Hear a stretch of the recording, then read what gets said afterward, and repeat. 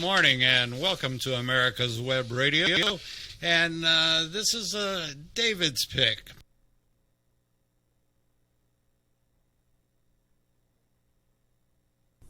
Welcome back into the Doctor's Lounge. I'm your host, Dr. Hal Scherz.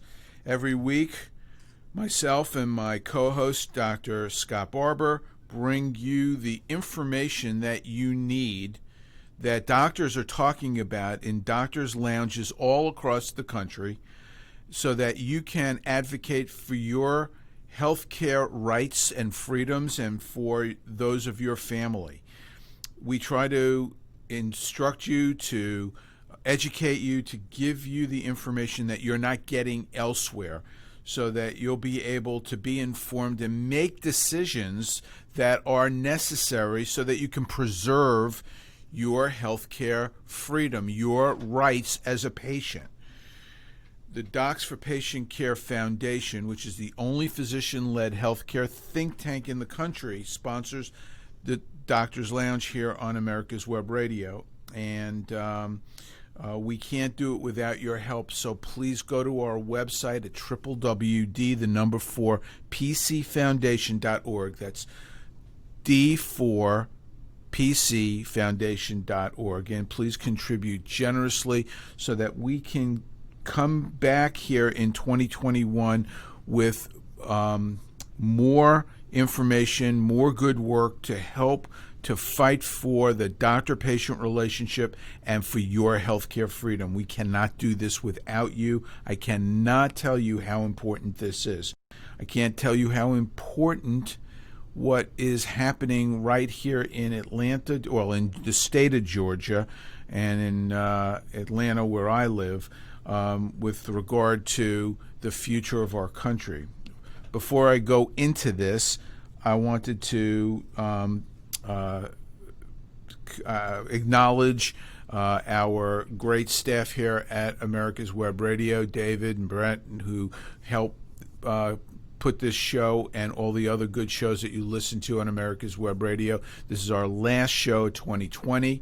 Often we are off during this holiday week, but I felt that it was absolutely essential and urgent for me to do a live show so that I can once again sound the alarm, be the Paul Revere for what is coming unless people are smart enough and wise enough and are energized enough to prevent an apocalypse from happening. And it is going to happen if we get a Democrat-controlled government, which is what's on the line right now in Georgia with our Senate runoffs. For those of you who are sleeping under rocks and are not paying attention, if the two Democrat contenders, the Reverend Raphael Warnock and the do-nothing wannabe John Ossoff, gain Senate seats, then the Democrats control the House of Representatives, the Senate, and the presidency. And it will be Katie bar the door, because everything that we have accomplished during the Trump administration and everything that we hold dear as a society, as a representative republic, will come crashing down, because this is the goal of the left. The left hates America and what we stand for. And the Democrat Party is no longer the Democrat Party of John F. Kennedy, of Franklin Roosevelt, of even Jimmy Carter.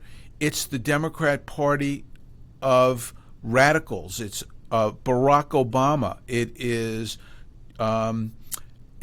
the radical senators, Senator Bernie Sanders or Elizabeth Warren, or the Representatives Alexandria Ocasio-Cortez, also known as Sandy Cortez, when she was in high school in suburban New York, but she's a fraud, just like all of these other leftists who are trying to portray themselves as something that they are not, only to appeal to the emotions and the appeal that the left has to disenfranchised people and to young people. So today I wanted to, one more time before the election of January 6th, which is the future of our country is going to hinge on, I wanted to lay out why we cannot give control of health care to the federal government. What will happen if the government makes all the decisions for health care for people? And we don't have to imagine what can happen because we're living this right now. We're seeing what these mask mandates are based on no science, based on feelings. We are living it with regard to lockdowns. Democrat governors deciding that a tattoo parlor or a strip joint can stay open, but a restaurant can't. A gathering of tens of thousands of people marching for Black Lives Matter, or riots that are being that are happening in cities that are perpetrated by Antifa, are unpunished. But yet, if more than 10 people attend a church service or a synagogue service, they're going to get thrown in jail. We're seeing it now with the immunizations. I'm going to tell you what happens when government runs these things. There's totalitarianism and there is inequity. I'll share with you the latest bit of information about immunizations that I was going to talk about later and probably will again, but the university, at Cornell University in Ithaca, New York, they have a policy right now for their immunizations that are mandating that every white student in the university gets vaccinated. But if you are a black person, a person of color, or an indigenous person, you don't have to take the vaccination if you don't want to. And they say that that is because those groups have a history of distrust that that the university claims rightfully so, because of things that have been done to these groups that are that can be construed as prejudice or racist or worse. So they're given a choice. So the university has made a decision now about who must be vaccinated and who has a choice. And these are things that are just beyond the pale. And where nobody's pushing back. And this is going to clearly get worse. And anybody who just thinks that this is a flash in the pan, something that's a passing fancy, something that is not going to have greater implications, is lying to themselves. They're fooling themselves, because this is just the beginning. You know, doctors who are mouthpieces for the government are nothing more than medical bureaucrats. And they're going to be the ones in a government-run healthcare system that decide what information is meritorious and which information needs to be suppressed. And this is irrespective of evidence-based studies. This is based entirely on thought, on feelings, on policy, on what is required to control the public. The policy will drive the narrative, not the medical information, but the medical mouthpieces will be used as useful idiots to legitimize it.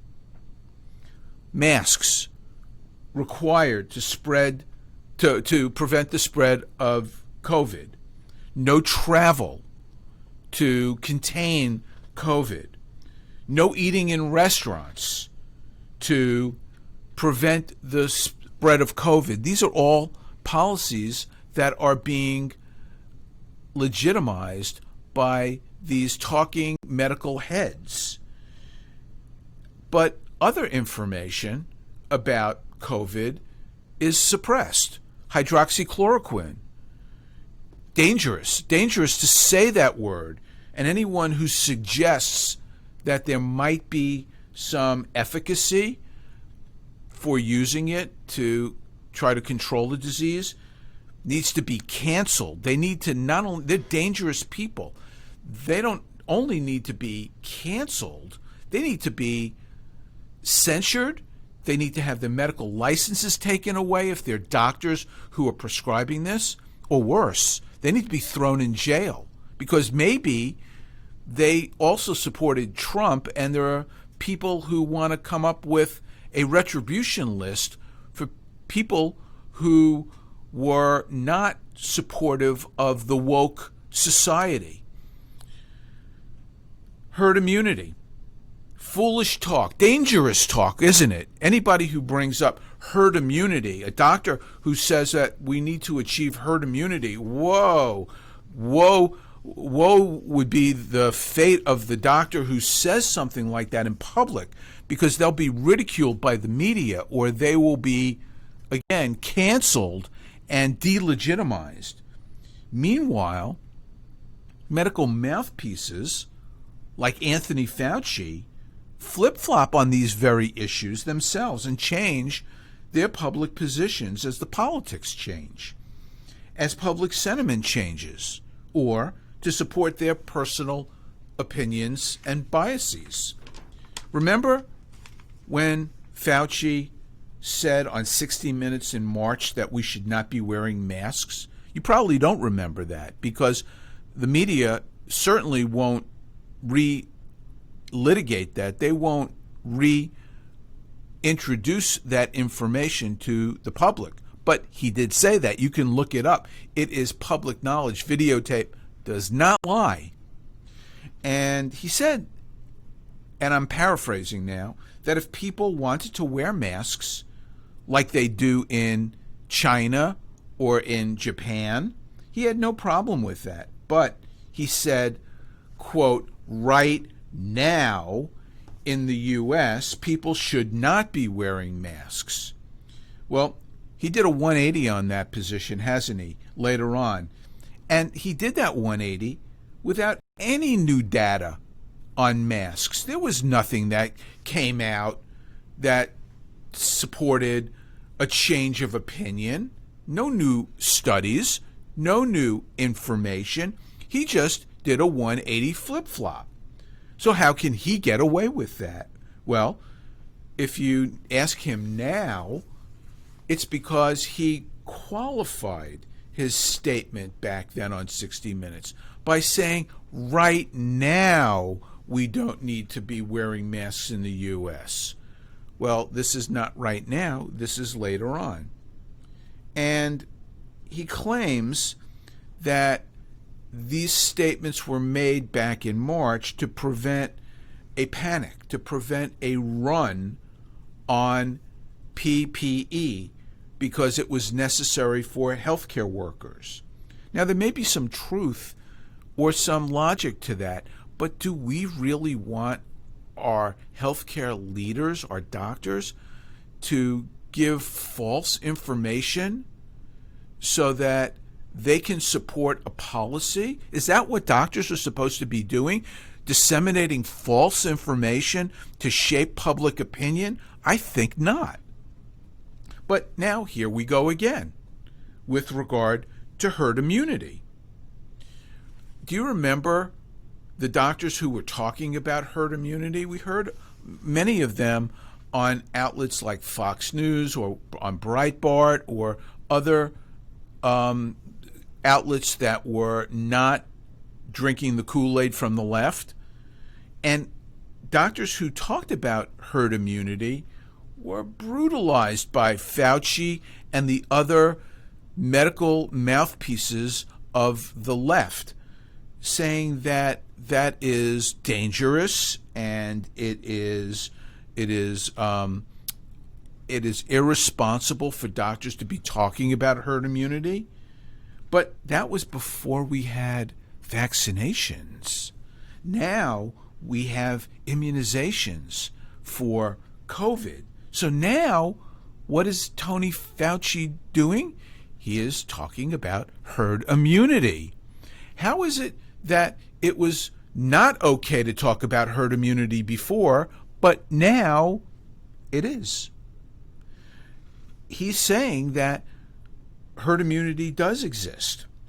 And that's because he supports the vaccination, which incidentally, so do I, and which I was fortunate enough to get as someone who goes into the hospital every day and takes care of patients. So thankfully, I was eligible to get a vaccination, which I took on Monday of this week.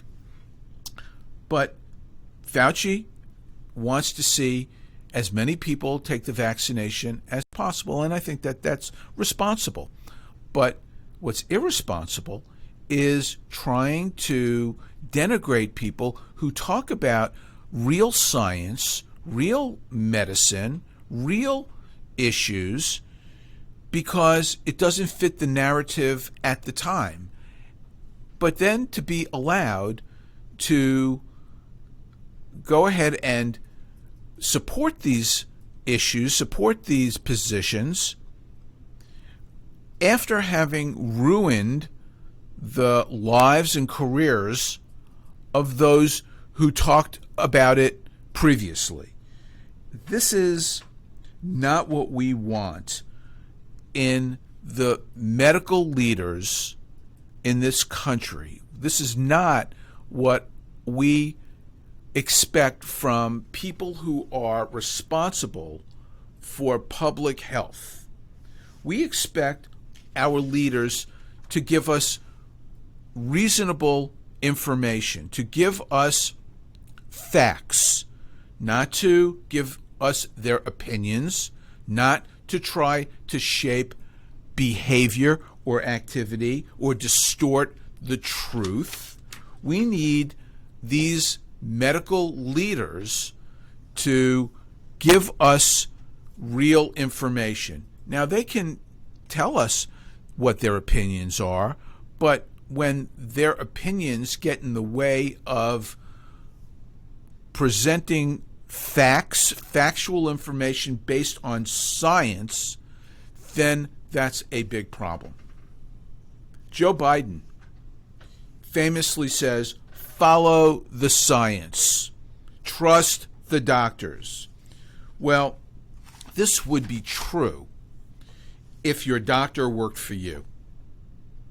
But what happens, I ask, if the doctor works for the government? And what happens if the government controls health care? That's the question that everybody should be thinking about, because that is where we are headed if the Democrats take control of the Senate. You'll get people like Ezekiel Emanuel. Ezekiel Emanuel, for those of you who have never heard of him or who have forgotten who he is a physician. He's the brother of Rahm Emanuel, former Clinton chief of staff and former mayor of Chicago. And Ezekiel Emanuel is a doctor that is so far left that his left hand is right. And he should frighten people. He was one of the architects of Obamacare. He advocated for the rationing boards of Obamacare, the IPAB, or the Independent Payment Advisory Board. God, how I hope to God that I would not have to even say this stuff again, how this was behind us, but here it is, right in our face again. The IPAB was patterned after NICE. Isn't that a wonderful term, NICE? NICE stands for the National Centre for Care and Excellence, part of the British National Healthcare System. In Britain, NICE, this agency, determines whether a person can receive certain treatments like chemotherapy for cancer or joint replacement surgery or hundreds of other services that we, as Americans, take for granted. The decisions in Britain are made in large part on what's called QALYs, Quality Adjusted Life Years. And I'm not making this up. You can research it. You can look it up. This is absolutely fact.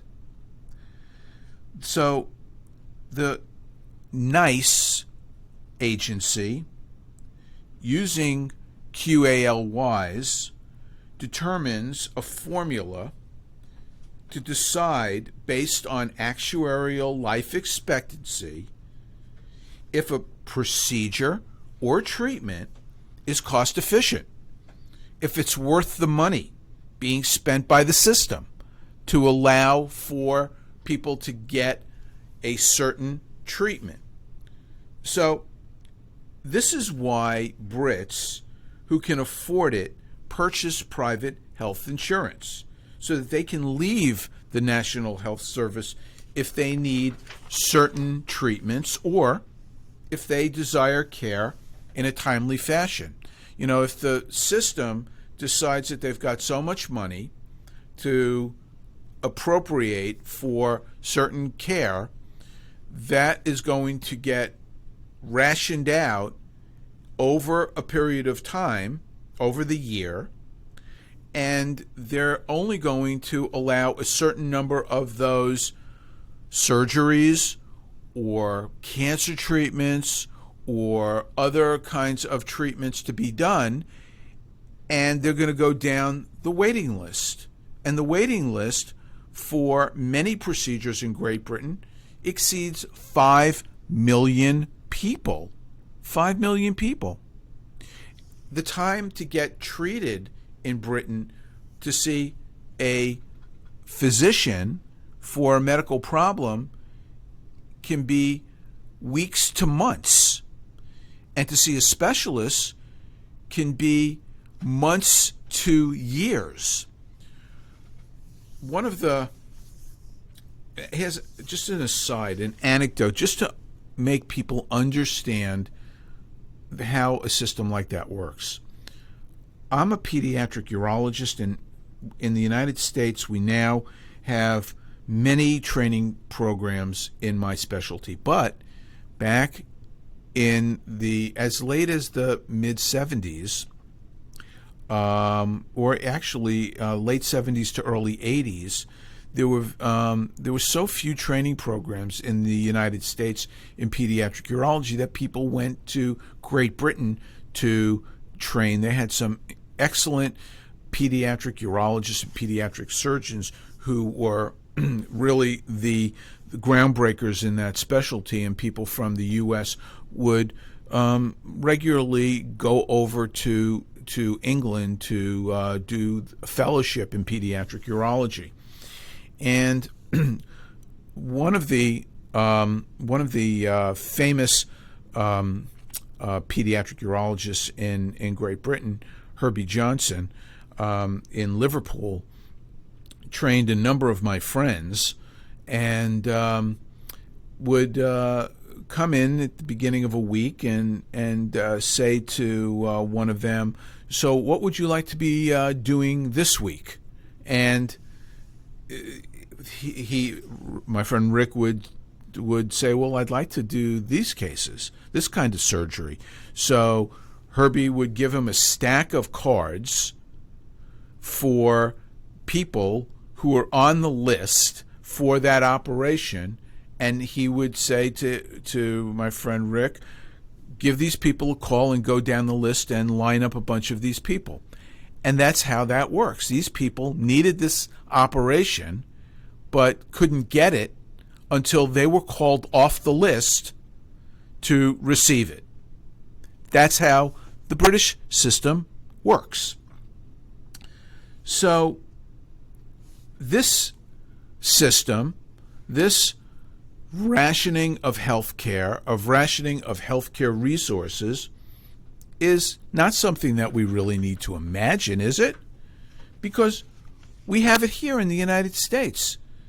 It's called the VA hospital. The government controls the VA hospital. The government controls the lives of the veterans who are dependent on their health care that they receive at the VA hospital. And it wasn't until President Trump finally began to clean up the mess at the VA hospital that some of these veterans who were waiting months and months or sometimes years for treatment at some of the worst of the offenders, like the Phoenix VA hospital or the Philadelphia VA hospital, the problem was rectified, and veterans were given better access to care. They were given the ability to go outside the system to get the care that they needed. Well, if the Senate is controlled by the Democrats and they've got all levers of power, you can forget about any reforms in the VA, and anything that we've achieved up until now will disappear. And if you think that that's not the harbinger of things to come, not a glimpse of what the public can expect when the federal government controls everybody's health care, you are sorely mistaken. Make no mistake about this. As Rush says, do not doubt me on this. This is the direction that we are headed in if the firewall against socialism falls and crumbles here in Georgia, because this is what people can expect. To wrap up this segment, let me just say in Canada, people are not as lucky as they are in Great Britain, because up until recently, their socialized healthcare system would not allow private insurance. People were trapped in their single-payer, government-controlled healthcare system, with some provinces a bit less restrictive than others. But fortunately for Canadians, the U.S. is close by, and for 70% of Canadians that live within 100 miles of the U.S. border, the United States was the safety valve that they needed to get the kind of health care that they sought and required that was not being provided by the Canadian healthcare system.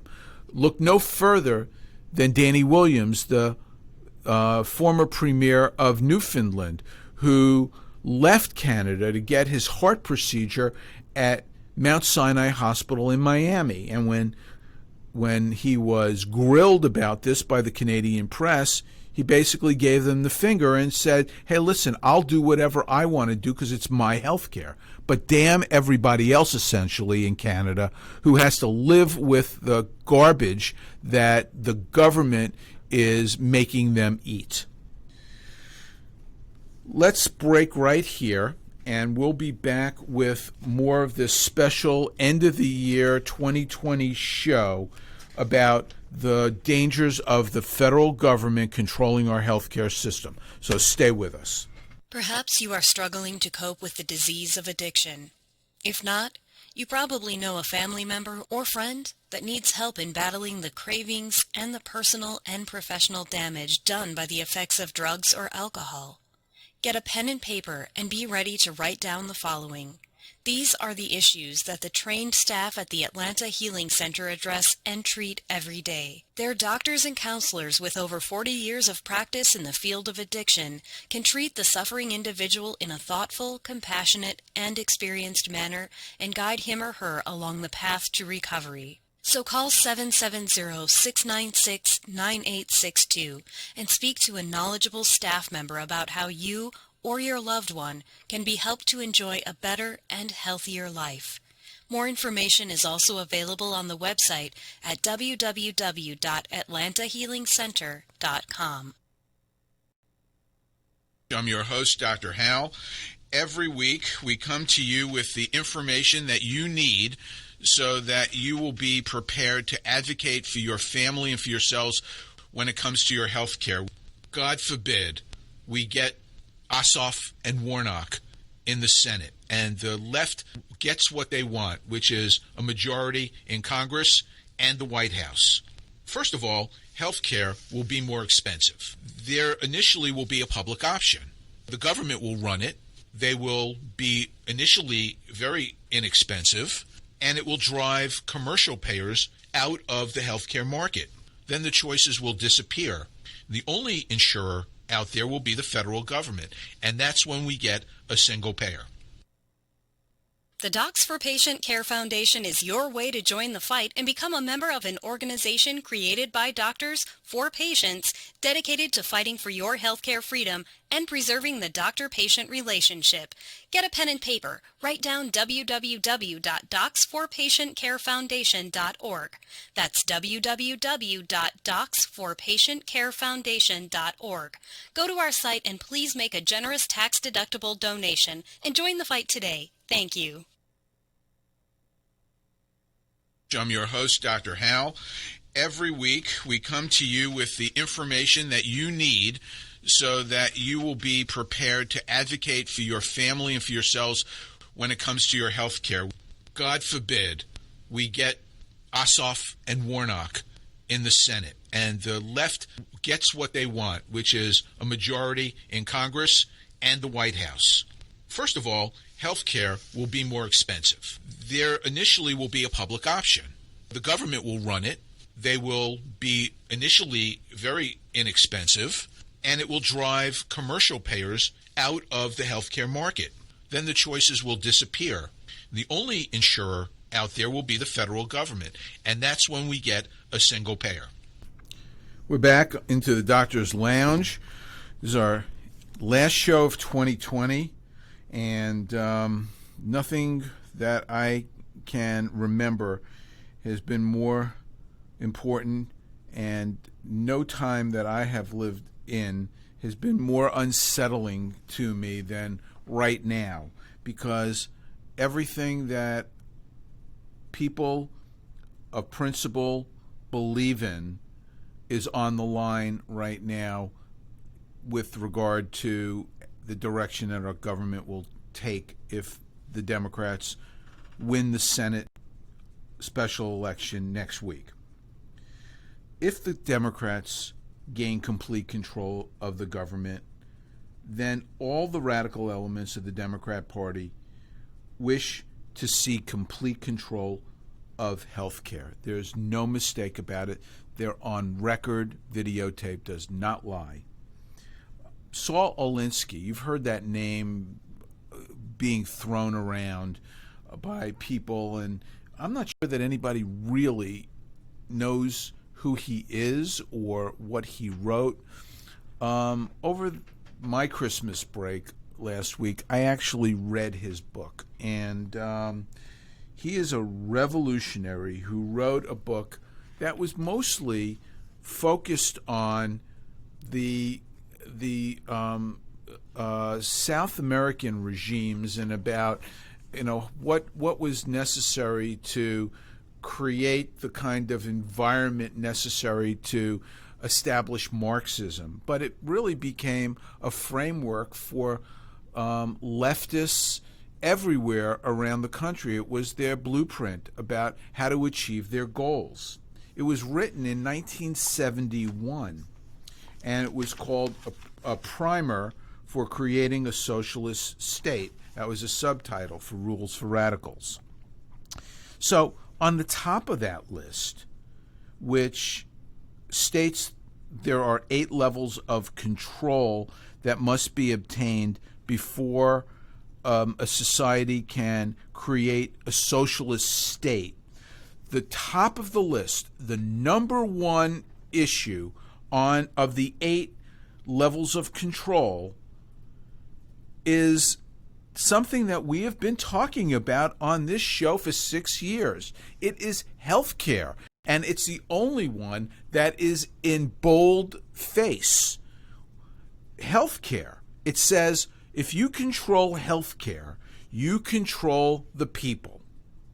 And just to complete that list so you know what is on that list, the other levels of control are poverty, increase it as much as possible, debt, make it unsustainable to further impoverish society, gun control, take away the ability of people to protect themselves so that you can create a police state, welfare, make the people dependent on government for food, housing, and income, education, take control of what children learn in school. Can you spell Common Core?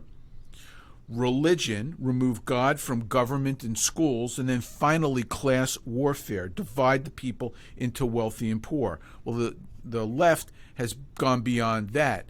They've divided people into wealthy and poor, black and white, urban and suburban, coastal and the flyover country. Their goal is to create division, and they're succeeding in doing that. And don't forget for a minute that this was written in 1971. This is before social media. This is before he even anticipated the effect of Hollywood or the effect of mainstream television media on perpetuating or creating this leftist, this socialist dream, because all three of those, Hollywood, media, social media, are integral parts of this plan to get to a socialist state. But at the very top, I remind you once again, make no mistake, it's healthcare. And this is the line in the sand. Olinsky died in 1972, so this outline has really been with us for a half a century. It has not changed. This is what is essential. All of these this framework or this checklist is essential in transforming society into socialism. Just look at Hong Kong. Look at what is happening there, from a democrat society to a socialist society right before our very eyes. But getting back to healthcare and the U.S., and back to people like Ezekiel Emanuel, who subscribes to this political ideology completely. So he is on record as saying that people over 75 years of age are a drag on society, and the system should not spend money on them and their needs compared to those of a 25-year-old undocumented immigrant or illegal alien, for those of you who are older and remember the real term for that.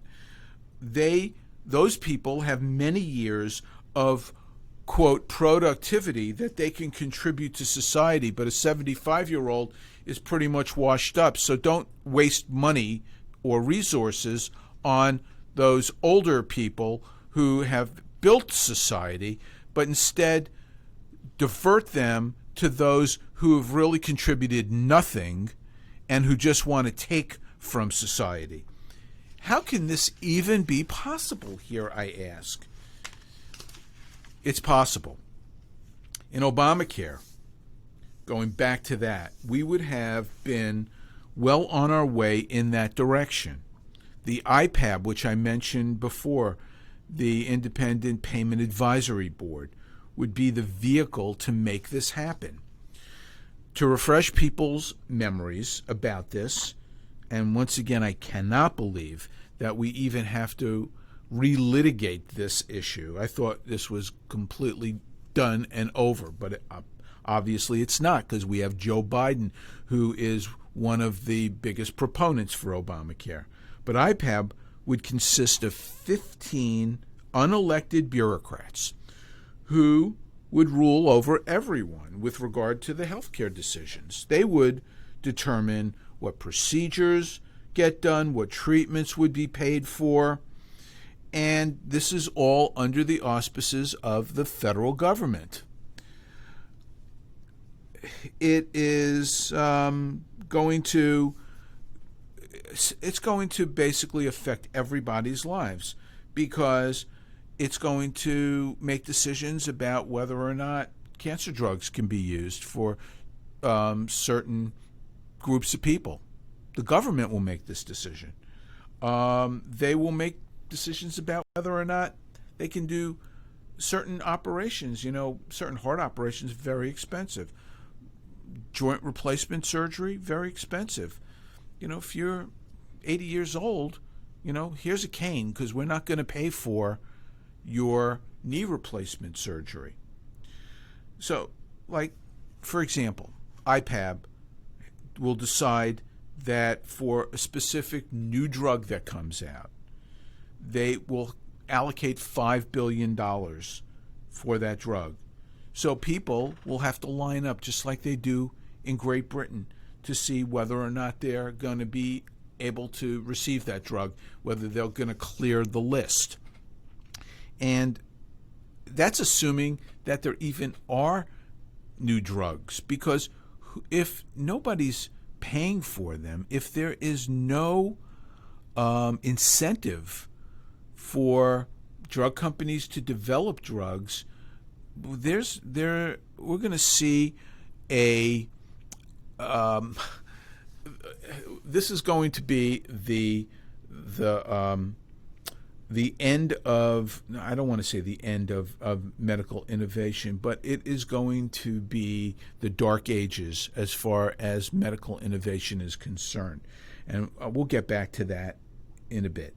But when Sarah Palin famously said, "Beware of the death panels," this is what she was talking about. And this is real. This is not hyperbole. The left wants you to believe that this is just, right-wing conspiracies, lunacy. This is conspiracy theories. It's not. It's not conspiracy theories.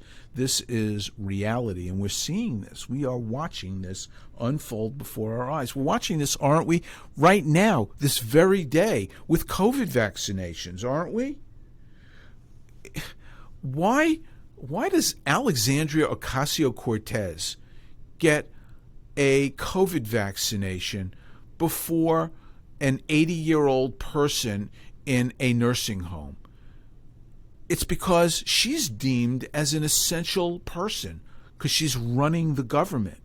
Are you kidding me? She's an essential person? That's what happens when things are controlled by the government, when treatments are rationed. This is a snapshot. It's a glimpse into the future of a federal government-controlled healthcare system. Is that what you want? Every night I have to listen to these commercials that are on TV about the election, which Georgians, quite honestly, are fed up with, because most people have made up their mind whether or not they're going to vote for leftism or they're going to vote for America. But the lies that we see every single day on these commercials just take my breath away. How the left wants people to believe that the conservatives, that the Republicans are the ones who want to take away their people's health care, how they want to, and I use the John Ossoff ad against David Perdue, how he wishes to eliminate people's health care in the middle of a pandemic. This is part of the Saul Olinsky Rules for Radicals playbook. You ascribe negative aspects to your opponent, things that you want to do, but you reverse it and you state that it's your opponent, which Olinsky calls in his book the enemy. Your enemy wants to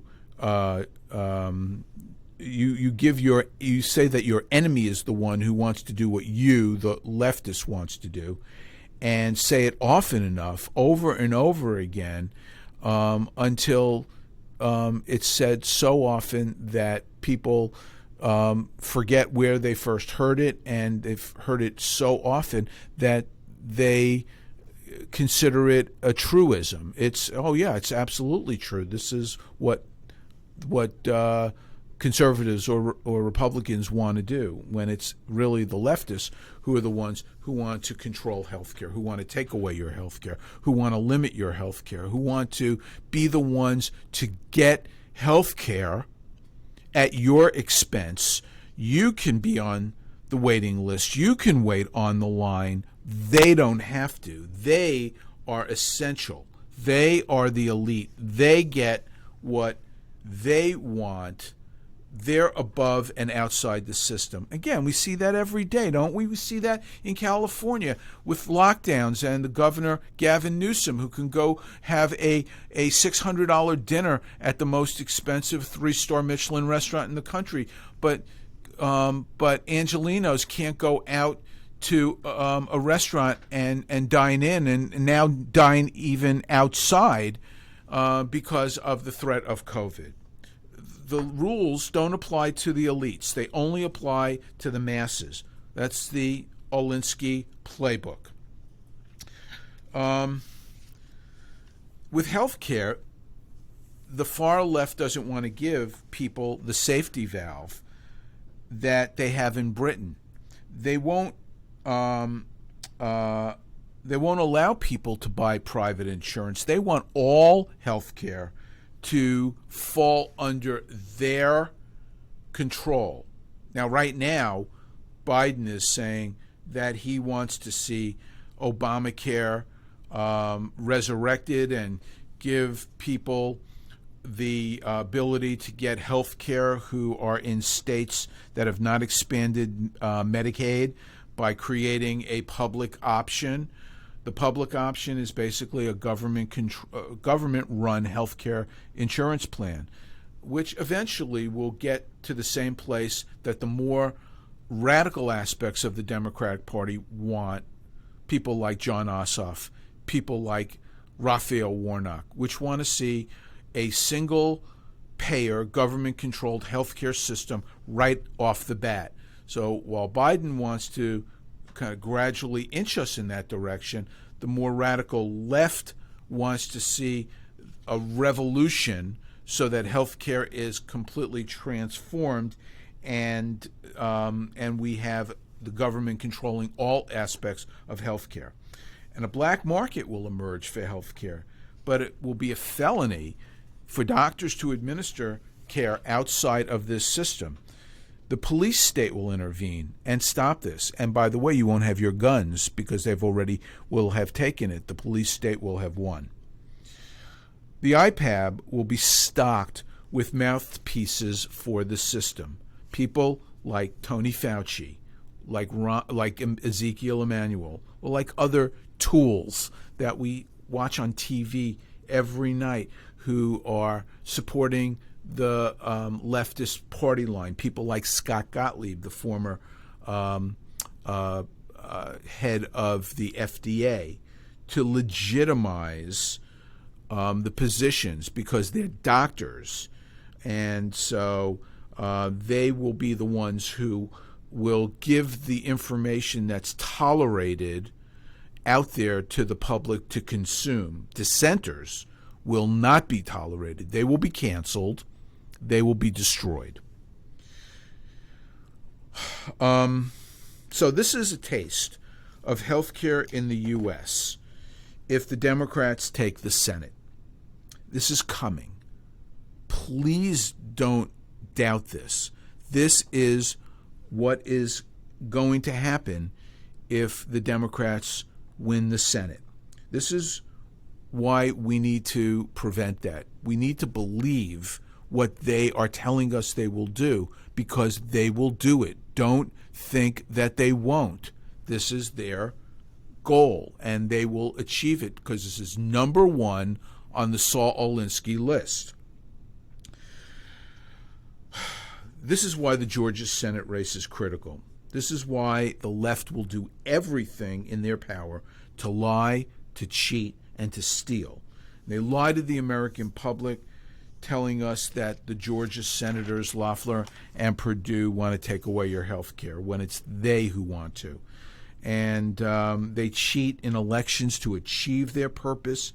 Nothing is out of bounds with them. They will steal the election and everything else that they can to achieve their goals.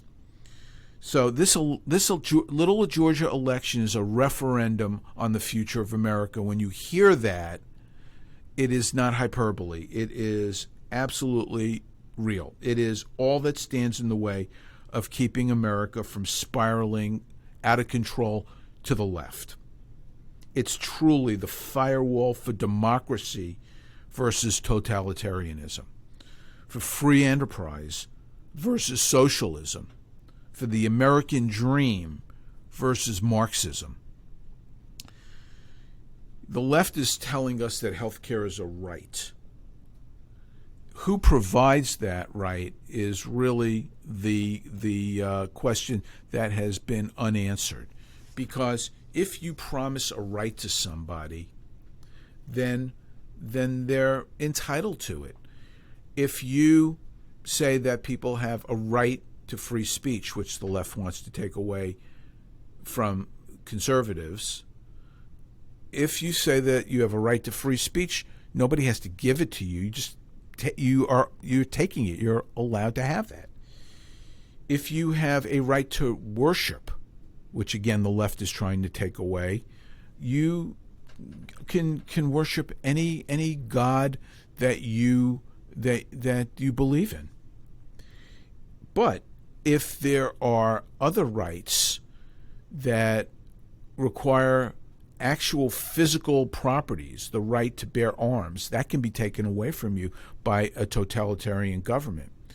If they say that health care is a right, then the government is saying that somebody has to give you health care. They are going to be able to compel a doctor to treat somebody. That's beyond the pale. That is not what a free country is all about. But yet, that's what will happen if the rhetoric about healthcare being a right is enforced. The government may say to doctors, if you want to practice medicine, you're going to have to give this amount of care to a certain number of people free of charge. And if you don't, then you will lose your license to practice. You don't think that can happen? Look what's happening right now with restaurants and their ability to have their liquor license.